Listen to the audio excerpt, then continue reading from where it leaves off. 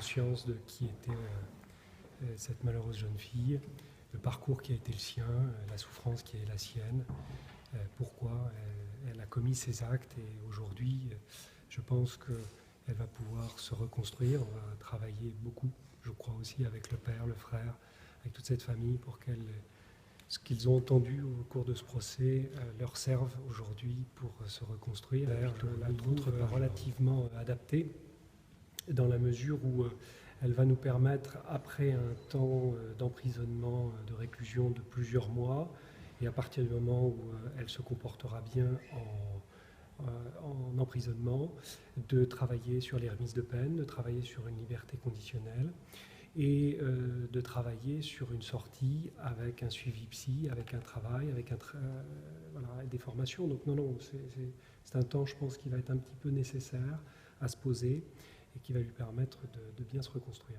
Accepter la décision et de passer à autre chose, de se reconstruire. Entendre le père dire, mais s'il m'avait dit si seulement il m'avait fait un signe, il m'avait fait comprendre que Aurore, je l'aurais pris par la main et je l'aurais amené faire une prise de sang. Là, elle aurait été démasquée. Là, on aurait pu faire quelque chose et on était à quelques semaines de... Voilà, on ne peut pas lutter contre ce sentiment de gâchis. Et alors, en vouloir, pas en vouloir, je ne fais pas le procès du médecin, encore une fois, je fais juste le procès de certaines attitudes qui auraient permis, vraiment, j'en suis convaincu, d'éviter le drame qu'on a eu à connaître.